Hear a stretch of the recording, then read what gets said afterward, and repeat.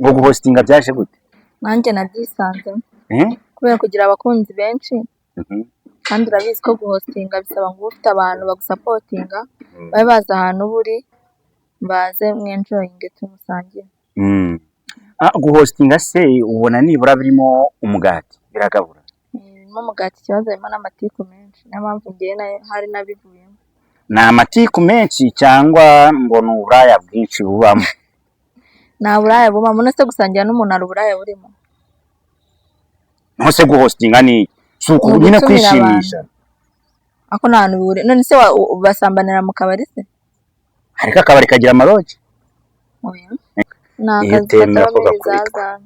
Iyo utemera ko gakubitwa. Ni akazi katabamo ibizazane. Uri wacuranga iriya ndirimbo ya Gitafu? Ariko urayizi? Ndayizi ariko ntabwo nayicuranga. Kubera? Bitewe n'ahantu umuntu aba yacurangiye. Ahantu ushobora gucuranga iriya ndirimbo bakagusorana n'ibyuma byawe. Kubera? Nyine hari indirimbo hari ahantu nyine utayicuranga. Yego. Kami dusasa inzobe nta muntu wo kuvuga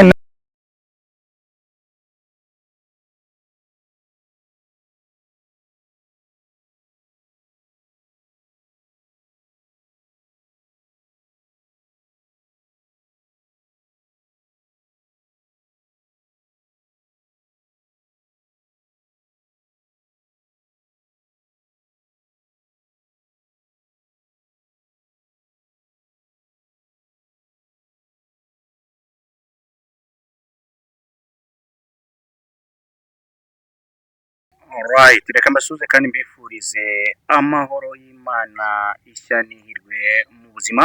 Mwe mudukurikiye muri hirya no hino mu gihugu cy'u Rwanda, bari mu majyepfo, amajyaruguru, iburasirazuba, iburengerazuba, by'umwihariko abari mu mujyi rwagati wa Kigali.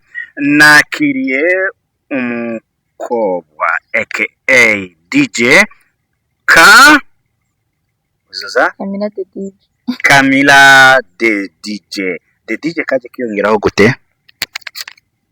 Izina ry'akazi se. Ubundi amazina nyakuri ninde? Pardon? Bihogo Camila. Bihogo Camila. Waruzi ko Bihogo ari rimwe mu mazina yigize inka? Ninde wari kwise? Ababyeyi. Papa, mama, amateka kugira ngo iki? Ntago byisi. Ntago mbizi. Ngo ngiki? Ntago mbizi. Uzi iki? Ni ibiki uzi ku mazina yawe? Nta kindi mbizi. Ko witonze cyane? Ibisanzwe. Nk'ibisanzwe. N'ubusanzwe uritonda? Ni nk'ibisanzwe. Kami umuntu kubona abona umeze nk'akana uranka 2013 wari ufite imyaka ingahe? 2013. Imyaka nka 10 n'ingahe? 12. Mvangu 26 bayigejeje. Oya. Irabura. Tuzakora anniversaire kwa kangahe? Kwa 12. Kwa 12. Camila the DJ watangiye kudija muhe mwaka? Mwaka ako isanzwe. Mbona ufite vibe, mbona ufite imbaraga. Mu kwa 12. Ubwo ubimazemo amezi? Mu kwa 6. Amezi 7. Amezi 7. Nako nansanzwe mbizi nuko nabikoraga. Waragiye cyangwa warabyize? Nuko natinze kubyinjiramo. Umuntu arahita yibaza ngo wari warabyize kubera ko watinze kubyinjiramo?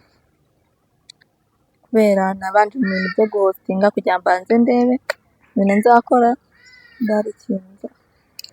Uvuze akantu ko guhostinga ngo nabanje guhostinga ibintu bitavugwaho rumwe muri iki gihugu na bamwe mu bashoramari na bamwe mu byamamare na bamwe mu bakobwa bagiye batandukanye.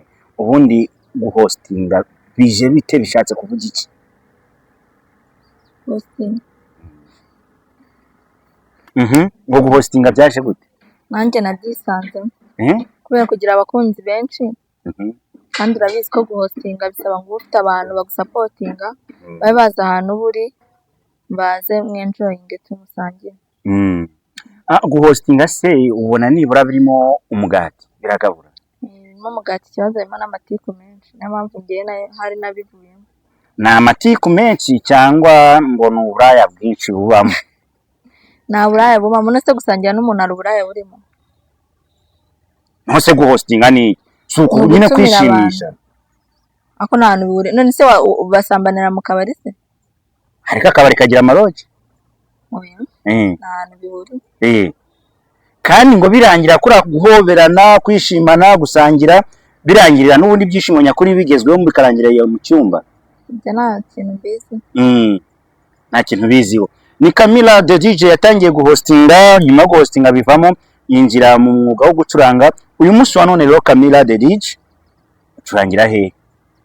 Terwa n'ahantu ako ni muri uyu mujyi wa Musanze akenshi ariho natangiriye. Ntabwo uragira amahirwe yo gusohoka umujyi wa Musanze ngo ube waje gucurangira hano hantu? Ariko nibyo ndi gutekereza. Uri kubitekereza kwagura imbaga? Ni Camilla uri n'umunyeshuri mu masomo, uzabihuza gute no kwiga? Amasomo agiye kurangira ibyo ntabwo ari ikibazo kuko n'ubundi gucuranga nta muntu ucuranga mu gitondo nimugoroba.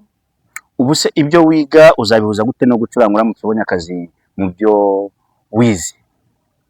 Birajyanye n'ubundi ibintu birimo marketing kandi no gucuranga nabyo biba bisaba ubuziranye n'abantu.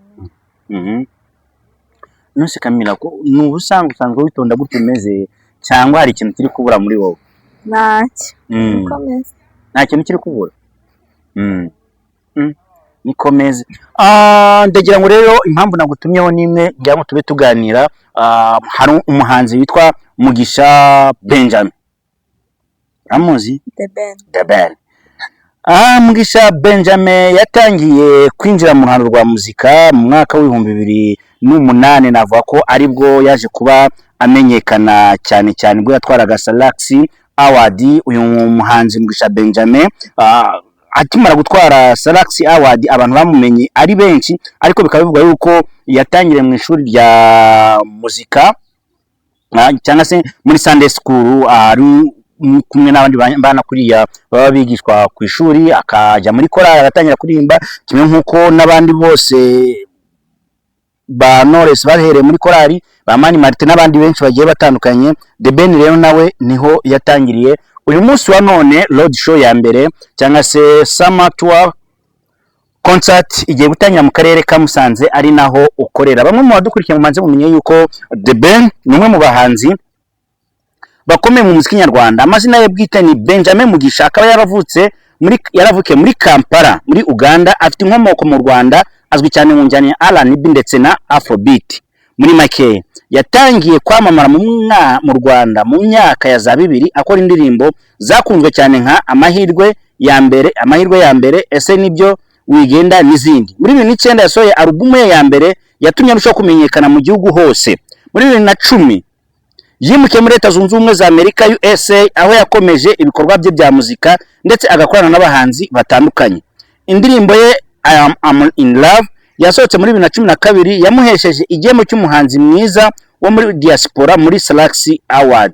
Yakoranye n'abahanzi bakomeye bo mu karere nka Diamond, Meddy Saleh, Kalonji wo muri Uganda n'abandi bagiye batandukanye. Ibihembo ni by'agahebuzo yagiye ageraho. The Ben yagiye ahabwa ibihembo bitandukanye birimo Best Afro R&B Singers of the Year, Last Year Award, Best Male Artist Song of the Year mu bihe bitandukanye. Ubuzima bwe bwite, The Ben yashakanye na Uwicyeza Pamela mu mwaka wa 2022. Uyu kaba yarabayeho na Miss w'u Rwanda. Uyu navuga ni The Ben utegura igitaramo cya mbere tariki ya mbere muri Beka Arena buri mwaka, icyo bita New Groove Award cyangwa se New Groove Music cyangwa se New Groove Concert.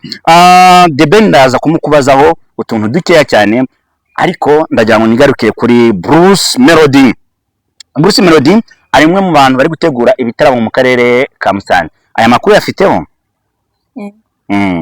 Kizabera he rero? Kizabera muri Stade Ubworoherane. muri stade ukoroherana, uzaba uhari cyangwa uzaba wagiye kudija nawe ibyawe? ngomba kuba make. Ugomba kuba uhari. Reka nsubiremo mu mateka make ya Bruce Melody kugira ngo mbone icyo nkubaza. Bruce Melody, uraza kumbwira hagati ya Bruce Melody na The Ben umuntu ukunda? Bruce Melody ni umwe mu bahanzi bakomeye cyane mu Rwanda no muri Afurika y'Iburasirazuba. Amazina ye bwite ni Itahiwacu Bruce. Akaba yaravutse tariki ya 3 Werurwe 1992 mu karere ka Kicukiro mu Rwanda. Azwi cyane mu njyana R&B, Afrobeat na Afrobeat, R&B, Afropop na Afrobeat. Ubuzima bwe akiri muto, Bruce Melody yakuriye Kicukiro ari umwana wa kabiri mu bana bane.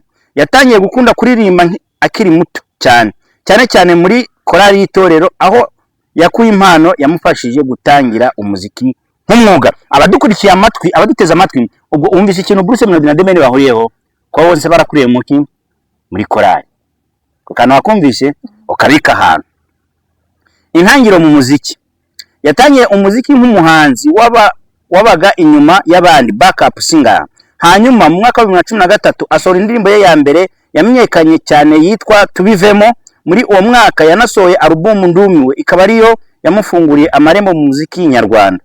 Kuzamuka no kwamamara, Bruce Melody yarushijeho kwamamara kubera indirimbo nka Catalina yakoranye n'umuhanzi wo muri Uganda, Samoya, Ikinya, Toto Crazy, Embera Zombi, Turaberanye, For the Toi, When She Around yakoranye na Shaggy. Muri 2018 yatsinze irushanwa rya Primus Guma Guma Superstar season ya 8. Ibintu byamugize umwe mu bahanzi bakunzwe cyane mu Rwanda. Ibyagezweho, yabaye umuhanzi wa mbere mu Banyarwanda witabire Coke Studio Africa, yegukanye ibihembo byinshi bya Salax Hip Hop Award n'ibindi. Muri 2023 yabaye umunyarwanda wa mbere wegukanye igihembo cya Trash Award mu cyiciro cy'umuhanzi mwiza w'u Rwanda. Ubu Bruce Melody niwe washinze Igitangaza Music kandi akomeje gukorana n'abahanzi bakomeye bo muri Afrika nka Shaggy, Khaligraph Jones wo muri Kenya, Diamond Platnumz wo muri Tanzania, Harmonize wo muri Tanzania n'abandi. Muri 2025 yasohoye album ye ikomeye yitwa Colorful Generation. Muri iki gihe Bruce Melody afatwa nk'umwe mu bahanzi bafite uruhare runini mu guteza imbere muziki nyarwanda ku rwego mpuzamahanga. Bruce Melody yateguye ibitaramo bya Summer Tour bizabera mu turere tune tugize u Rwanda. Wowe nka DJ, aba bantu bombi ubundi ufana nde, ukunda nde? Bruce Melody. Ugize ute? Niwe mfana. Ugakunda nde? Bamvu mfana nuko mukunda. Ushaka ufana w'umuntu ariko utamukunda? Ntago wapfa gufana umuntu utamukunda. Bivuze ngo uramufana ukanamukunda? Ngakunda ibihangano bye. Ubona ko umukunda byanashoboka? Ngukunda ibintu bye. Naho umukunze? Mukunze gute? Nkunda ibihangano bye. We ntabwo wamukunda na Bruce? Kumukunda rero, gukunda ibihangano bya Bruce Melody, waje kubyisangamo gute, byaje gute? Afite indirimbo nziza cyane. Ujya wibuka se kudija indirimbo ye mu gihe urimo gucuranga? Hari ubwo Abanyarwanda mwavuze ngo usigaye usanga ijoro ryose ukarinda buto turashiramo indirimbo y'umunyarwanda? Njye nzishyiramo. Undi sona biterwa n'iki kugira ngo aba DJ bamwe bafate indirimbo z'abantu b'abanyamahanga bari bo bazanye indirimbo zabo? Akenshi rega umu DJ acuranga ibintu bimurimo. Rero wasanga ariko batazikunda cyangwa sinzi impamvu. Ko njye ngerageza kuzishyiramo zose. Wowe ukurimo ni ibihe rero? Njye ncuranga ibintu byose, ntago ibintu bimwe ngo ncurange ngo ba Chris Brown gusa ngo cyangwa ba Kadibire kareka. Inspiration yawe kuba DJ yaturutse kuki? Ku gukunda umuziki. Ntabwo ujya utekereza ko umunsi umwe uzajya muri studio ukaba wasohora ingoma?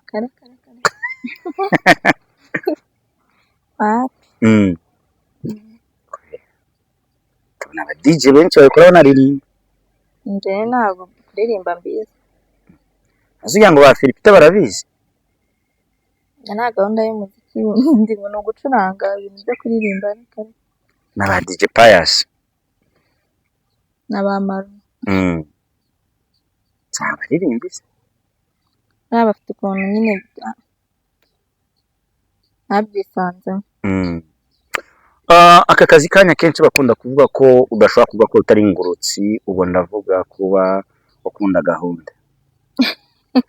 Ukunda ya gahunda munago aka kazi kanya mukunda guhuramo n'ibizazane cyane abana b'abakobwa. Iyo utemera ko gakubitwa ni akazi katabamo ibizazane. Uri wacuranga iriya ndirimbo ya Gitafu? Ariko urayizi? Ndayizi ariko ntabwo nayicuranga. Kubera? Bitewe n'ahantu umuntu aba yacurangiye. Ahantu ushobora gucuranga iriya ndirimbo bakagusorana n'ibyuma byawe. Kubera?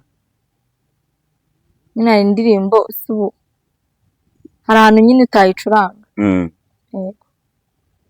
Kami dusasa inzobe nta muntu uri kuvuge nabi ushatse kuvuga ko indirimbo ya Gitafu hari ahantu utayikina. Yego. Iki ese undi kuvuga iyo ndirimbo ko afite indirimbo nyinshi? Mbwira niba uyizi. Iyo umuntu atacuranga ahantu rega nawe urayizi. Nihe rega abantu badukurikiye Aragitose. Kubera iki sitayicuranga? Hari ahantu nyine hari ahantu umuntu abacurangira bitewe n'abantu wenda bahagera bakaba nyine bagufata ukundi kuntu.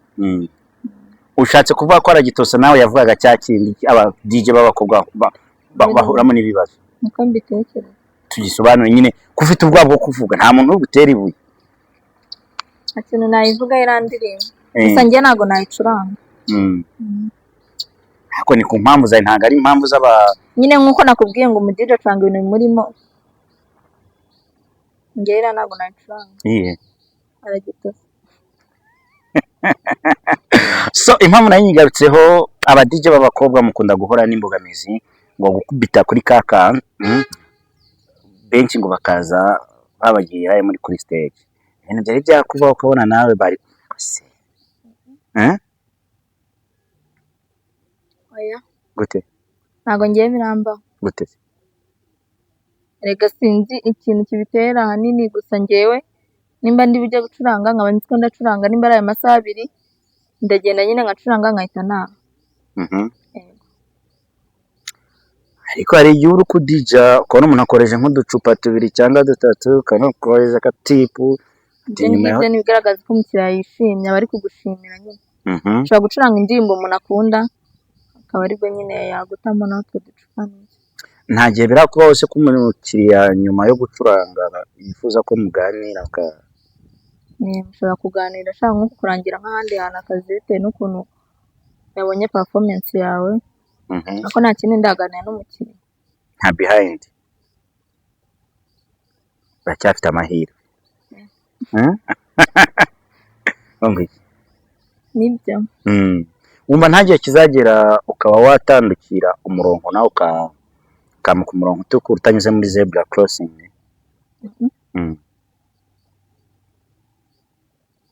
Ariko shimisha abantu bafana bawe reka kwifata nk'umunyapolitiki uri muri show busy vuga. None se ntago byakunda. Ibiki? Guca mu murongo utari uwa nyawo. Gusa byagenze gute? Ase muzi benshi muri wowe bagiye bitangirana ariko ugasanga umurongo utukura bamaze kuwambuka. Niyo mpamvu nabo ntago bageze kure. Okay, uti nayo niyo mpamvu batageze kure. Ariko se nanone nigarukire ku giti. Barubureke. Yarose tugiye kuruhuka mu mwanya. Nimbwire wabyakira gute? Abyakira ute? Numva ni ibintu bidasanzwe era stage bigoye. Byari ibintu nyine by'agaciro bira ibintu binazamura uzayimona. Akazi femu connection n'ubundi rakomeza kwaguka. Niba wadijaga kabiri mu cyumweru ushaka gusanga icyumweru cyose baye booked cyane. Urumva utabonye akazi? Ariko garuka bihera nko kuri ya mpano de Ben yamaye platform muri Beka Arena umwaka wose yawumaze ayoboye. ari kujyayo ari kuririmba hirya no hino sose twamumenye turi benshi nanjye ubwo urumva rero nta show yazongera kuba narimo oya n'akazi kariyongera abashoramari hano muri Musanze no hirya yaho batanya kuba wa mwana twabonye kuri stage ya urumva udakwiye gutigita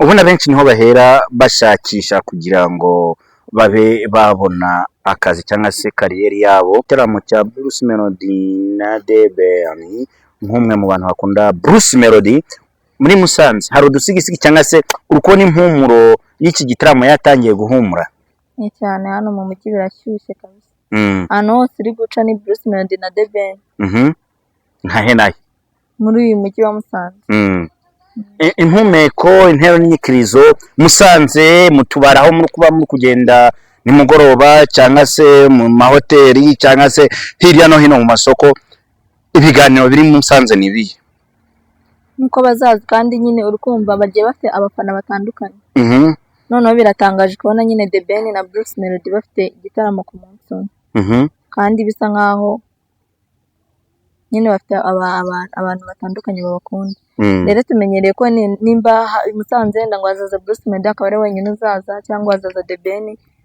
rero umva mfite amatsiko yo kureba ukuntu bizaba bimeze kuwa gatanu bose bahahuriye bose abafana ba Deben bari hariya aba Bruce Melody bari hariya uzaba uri muri ruhe ruhande ni kwa Bruce Melody wa mukwana uzatuma Deben ataguha akazi bihuri umuntu nyine aba afite ukuntu akunda nyine umuhanzi bitewe n'ibintu bye tu ariko na Deben ntabwo ari uko namukunda cyangwa namucuranga ariko nyine Bruce Melody kuri njye ari ibanga tugushakira uturangi